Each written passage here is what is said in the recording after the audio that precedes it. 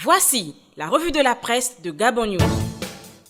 Bonjour à tous, bienvenue à la revue de la presse du 15 au 21 mars 2021 qui se plonge directement dans l'hebdomadaire La Cigale Enchantée qui s'est intéressé à la lettre ouverte de Bertrand Zibi à Rosario Bento País, la représentante de l'Union européenne au Gabon bien sûr, et qui dans sa une rapportait les propos du fils de Bolosoville, je cite « J'ai été immédiatement torturé afin que j'avoue un supposé complot de coup d'État ». Fin de citation. Le journal nous informe que la Cour d'appel de Libreville a récemment confirmé le verdict de condamnation à 10 ans de prison, dont 6 fermes et 4 avec sursis. Celui que le journal appelle le prisonnier politique dénonce dans sa lettre publiée dans cet hebdomadaire les manigances visant à le garder en détention. Bertrand Zibi, depuis sa cellule, a sûrement entendu parler de la paix des braves puisque l'hebdomadaire La Loupe revient sur la tribune libre de Richard Ekazama, le directeur du centre de recherche politique du PDG, et se questionne et si le PDG avait opté pour la paix des braves. Richard Ekazama, dont la tribune est intitulée De l'adversité politique, rappelle le principe de la politique et montre les dangers et les ravages d'une mauvaise conception de l'adversité dans un domaine où la règle devait être la recherche du bien et du bonheur collectif. Si le PDGiste prend le soin de différencier l'adversité et l'inimitié en politique, s'appuyant sur la devise du PDG dialogue, tolérance, paix, il estime que le tribunal, quelle histoire, ne reprochera jamais d'avoir initié un dialogue avec son adversaire et d'avoir œuvré pour la paix avec son adversaire. Une position qui, selon le journal, sonne comme un appel au dialogue du grand parti des masses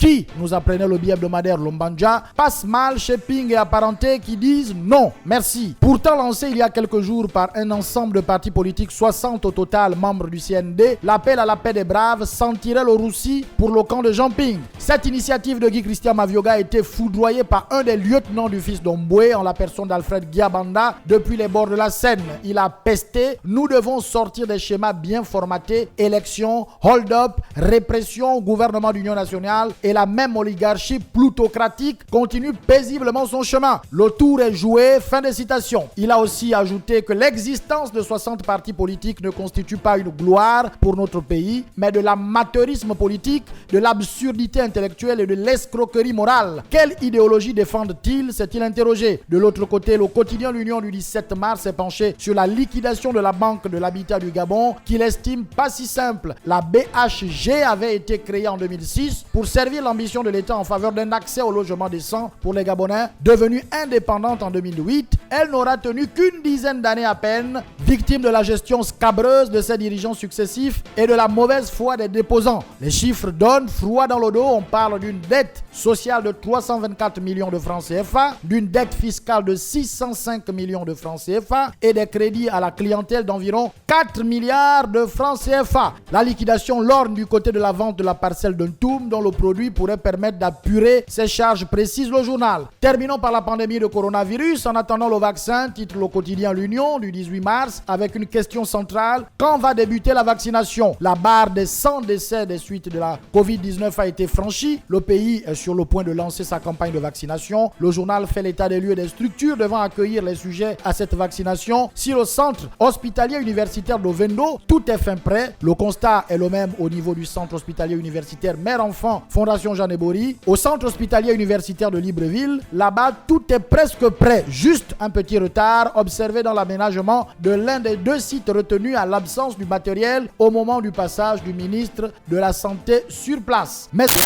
cette lutte contre la Covid enregistre ce que l'hebdomadaire Matin Équatorial appelle le contre-exemple des commissariats de police. Le journal rapporte que pour non-respect des mesures barrières, les forces de défense et de sécurité ont opté pour la garde à vue. Dans les cellules, ils sont des dizaines entassés pendant des heures au mépris des mesures barrières, ce qui est contraire aux sanctions annoncées par le gouvernement, une méthode qui ouvre un boulevard de contamination, estime le journal, à la Covid-19 au sein des ménages. Une pandémie dont l'horizon est incertain, dit l'Union du 20 au 21 mars. Les autorités espéraient une baisse des contaminations au Covid-19 vers la mi-mars pour envisager de nouveaux allègements, aux restrictions actuelles bien sûr. Une perspective qui s'éloigne. Le journal pointe du doigt le relâchement des populations qui n'aide pas beaucoup, d'où l'urgence de la campagne de vaccination. Voilà, c'était votre revue de la presse de la semaine. Nous nous retrouvons la semaine prochaine. Croisons les doigts pour que le virus n'emporte pas les kiosques.